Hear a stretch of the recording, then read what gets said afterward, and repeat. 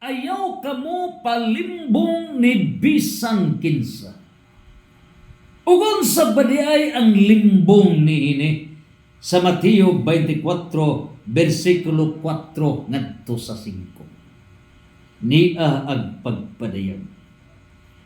Unsay giingon nganong dili palimbong kay sa akong ngalan daghang mga tao nga mosulti nga nag-ingon, ako ang Mesiyas, ug daghan ang malimbungan. Ako ang Mesiyas, ug daghan ang malimbungan. So niining puntuha, unsa ba ning mo claim nga ako ang Mesiyas, ug daghan ang malimbungan? Niya, timan-in ini. Si Kristo nagtukod sa iyang gingharian, pinaagi sa simbahan nga mao'y punuan, pundasyon sa kahimpitan sa gingharian sa Dios. And Christ is the head. This church is the mystical body, lawas ni Kristo. Karon, niining puntuha karon, doon na naipasidaan si San Juan. Pagbantay mo, kaya ang Espiritu Santo ni ara sa Christ Founded Church. O kanang dili mao nga espiritu, demon of deception, demon of spiritual or religious deception na outside of the church. O sabay ti mailhan, kanang maong mga simbahan, kanang maong mga relihiyon are founded by men and not by God.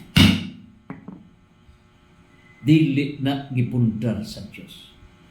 O ang resulta niini, kanang demon of religious deception, highest form of deception, master na sa Bible, master, memorize ang Biblia na. So, it is deception nga no ba?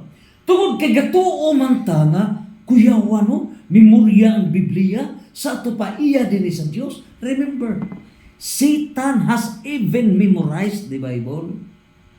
Sa diha nga gitintal si Jesus, Mateo 4 versikulo 1 ngadto sa 11, nagsayt-sayt ni si Satanas og Biblika, Bible, matud pa sa daang kasulatan himuang pan kining bato, matud pa sa daang kasulatan ambak diri kay sapnayon ka sa mga anghel, matud pa sa daang kasulatan dili maunsa ka ng imong nga tiil, o niya matud pa sa daang kasulatan gibas niya.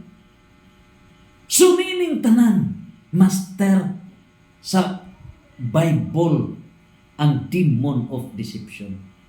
Mauna nga armado kini. That is the highest form of deception. Pero nasakspan kay ang Bible nagigamit sa tanan nga 49,000 ka mga Protestant religions. Incomplete Bible.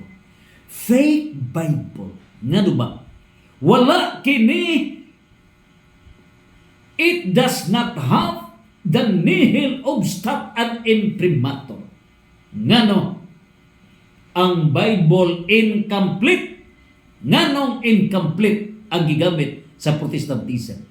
Only 66 books.